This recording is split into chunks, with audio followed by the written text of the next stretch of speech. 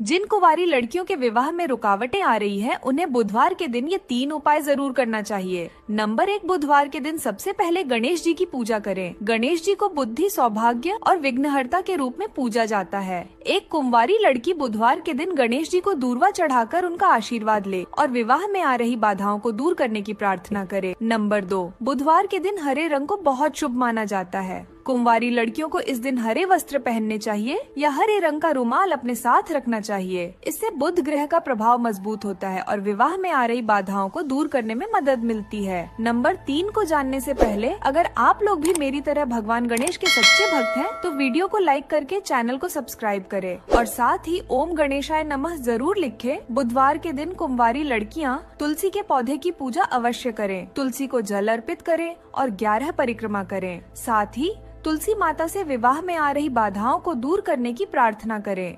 रोजाना तुलसी पर जल चढ़ाने से होते हैं 5 गजब के फायदे। नंबर 1, तुलसी को देवी लक्ष्मी का रूप माना जाता है। रोज सुबह तुलसी पर जल चढ़ाने से माता लक्ष्मी प्रसन्न होती हैं और घर में धन धान्य की कमी नहीं होती। नंबर 2, तुलसी पर जल चढ़ाने से घर का वातावरण शुद्ध और पवित्र रहता है। इससे परिवार में आपसी झगड़े खत्म होते हैं और सदस्यों के बीच प्रेम और सद्भाव बना रहता है। नंबर 3, तुलसी का पौधा वातावरण को शुद्ध करता है और ऑक्सीजन का स्तर बढ़ाता है। जब हम इस पर जल चढ़ाते हैं तो इसका सकारात्मक प्रभाव हमारे स्वास्थ्य पर पड़ता है। नंबर 4, धार्मिक मान्यताओं के अनुसार तुलसी पर जल चढ़ाने से व्यक्ति के पाप खत्म होते हैं। यह कर्मों को सुधारने और आध्यात्मिक उन्नति में सहायता करता है। नंबर 5, जो भी व्यक्ति सच्चे मन से तुलसी पर जल चढ़ाता है उसकी सभी मनोकामनाएं पूरी होती हैं। यह जीवन में सफलता और समृद्धि का मार्ग प्रशस्त करता है।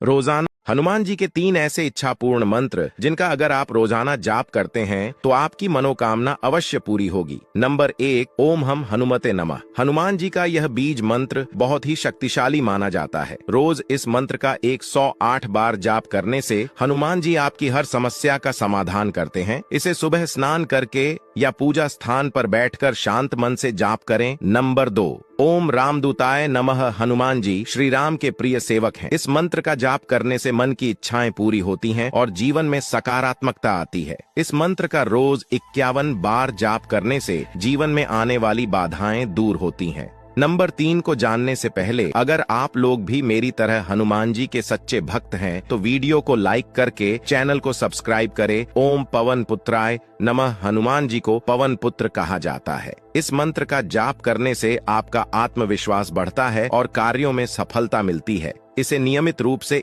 गुरुवार के दिन भगवान विष्णु और माता तुलसी की पूजा एक साथ करने से होते हैं 3 गजब के फायदे। नंबर 1, गुरुवार के दिन भगवान विष्णु और माता तुलसी की पूजा करने से घर में सुख शांति का वातावरण बनता है। भगवान विष्णु को पालक और पालनकर्ता माना जाता है और उनकी कृपा से परिवार में आपसी तालमेल बढ़ता है। नंबर 2, माता तुलसी को धन और समृद्धि का प्रतीक माना जाता है। जब आप गुरुवार को तुलसी के पत्ते से भगवान विष्णु की पूजा करते हैं तो माता लक्ष्मी भी प्रसन्न होती हैं और आपके घर में कभी धन की कमी नहीं होती। नंबर 3 को जानने से पहले अगर आप लोग भी मेरी तरह भगवान विष्णु के सच्चे भक्त हैं तो वीडियो को लाइक करके चैनल को सब्सक्राइब करें। नंबर 3, गुरुवार के दिन यह पूजा न केवल आपके मन को शुद्ध करती है बल्कि आपकी इच्छाओं को भी पूरा करती है। जो भी माता लक्ष्मी की पूजा करते समय मिलें, ये 3 संकेत तो समझ जाना माता लक्ष्मी आपसे प्रसन्न है। पहला संकेत, अगर पूजा के दौरान अचानक से किसी फूल का गिरना या पूजा के दीपक की लौ का स्थिर रहना दिखे तो इसे माता लक्ष्मी की उपस्थिति माना जाता है। यह संकेत है कि माता लक्ष्मी आपकी प्रार्थना सुन रही हैं और आपसे प्रसन्न हैं। दूसरा संकेत, अगर पूजा करते समय आपके घर में अचानक से सुगंध फैल जाए, चाहे आपने अगरबत्ती या धूप न जलाई हो, तो यह माता लक्ष्मी की कृपा का प्रतीक है। यह दर्शाता है कि वह आपकी भक्ति से प्रसन्न है। नंबर 3 को जानने से पहले अगर आप लोग भी मेरी तरह माता लक्ष्मी जी के सच्चे भक्त हैं तो वीडियो को लाइक करके चैनल को सब्सक्राइब करें। तीसरा संकेत, अगर पूजा के समय आपका मन अकारण शांति और आनंद का अनुभव करे तो यह माता लक्ष्मी की कृपा का संकेत है। यह दर्शाता है कि उन्होंने आपकी पूजा स्वीकार कर ली है। माता लक्ष्मी सुहागिन महिलाएं भूलकर भी न लगाएं इस दिन पीला सिंदूर। सिंदूर हर सुहागिन महिला के लिए बेहद महत्वपूर्ण होता है। लाल और पीले दोनों रंगों में मिलने वाले सिंदूर में पीले का विशेष महत्व है। यह जीवन की रोशनी और शुभता का प्रतीक माना जाता है। हालांकि रविवार, मंगलवार और गुरुवार को पीला सिंदूर लगाने से बचना चाहिए। इन दिनों लाल सिंदूर का उपयोग करें। शनिवार, शुक्रवार और सोमवार को पीला सिंदूर लगाना बेहद शुभ माना जाता है, खासकर त्योहार, व्रत या पूजा के समय। घर के मुख्य द्वार पर भूलकर भी न रखें ये 3 चीजें, नहीं तो हो जाएंगे बर्बाद, दर दर की ठोकरें खानी पड़ेगी। मुख्य दरवाजे पर कौन सी 3 चीजें नहीं रखनी चाहिए, आइए आपको बताते हैं। लेकिन उससे पहले, हे माता रानी, जो कोई भी आपके चरणों में लाइक और सब्सक्राइब समर्पित करे, उनके घर में कभी सुख, समृद्धि और वैभव की कमी न होने देना। नंबर 1, घर के मुख्य दरवाजे पर कभी भी झाड़ू न रखें। यह दरिद्रता का संकेत है और ऐसा करने से कुल लक्ष्मी घर से बाहर चली जाती है। नंबर 2, मुख्य द्वार पर कांटेदार पौधा या फूल न लगाएं, इससे घर में कलह और झगड़े होते हैं। घर के मुख्य द्वार पर भूलकर भी न रखें ये 3। घर के इस कोने में लगा दो मनी प्लांट, इतना धन होगा कि रख नहीं पाओगे। चलिए जानते हैं, लेकिन उससे पहले, हे माता रानी, जो भी आपके चरणों में लाइक और सब्सक्राइब समर्पित करे, उसके घर में कभी सुख, समृद्धि और वैभव की कमी न होने देना। दोस्तों, मनी प्लांट को समृद्धि और धन का प्रतीक माना जाता है। अगर इसे सही दिशा में लगाया जाए तो यह धन को अपनी ओर आकर्षित करता है। इसे घर के दक्षिण पूर्व कोने में लगाना सबसे शुभ माना जाता है। यह दिशा भगवान कुबेर की मानी जाती है, जो धन के देवता हैं। जब मनी प्लांट इस दिशा में होता है तो यह धन को स्थिरता और वृद्धि देता है। घर के इस कोने में लगा दो। घर पे आए भिखारी को भूलकर भी ना दें ये 2 चीजें, नहीं तो घर में आ जाएगी कंगाली और चाहकर भी 1 पैसा नहीं बचा पाओगे। चलो जानते हैं, लेकिन उससे पहले, हे माता रानी, जो कोई भी आपके चरणों में लाइक सब्सक्राइब अर्पित करे, उसके घर कभी सुख, समृद्धि और वैभव की कमी मत होने देना। पहली चीज है नमक। ऐसा कहा जाता है कि अगर आपने नमक को घर से बाहर दिया तो आपके घर की बरकत और सुख शांति भी बाहर चली जाती है। दूसरी चीज, अनाज। भिखारी को अनाज देने से घर में दरिद्रता आ सकती है और जितनी भी मेहनत करें, पैसे बच ही नहीं पाते। घर पे आए 3 ऐसे संकेत जो बताते हैं कि शनिदेव की कुदृष्टि आप पर है और चाहकर भी आप कुछ नहीं कर सकते। चलिए जानते हैं, लेकिन उससे पहले, हे शनिदेव, जो कोई भी कमेंट में जय शनिदेव लिखकर वीडियो को लाइक और चैनल को सब्सक्राइब करे, उसके घर कभी सुख, समृद्धि और वैभव की कमी मत होने देना। पहला संकेत, आपके जीवन में हर काम में रुकावटों का आना। दूसरा संकेत, आपके पास धन टिकता ही नहीं। तीसरा संकेत, आपके रिश्तों में खटास आने लगती है।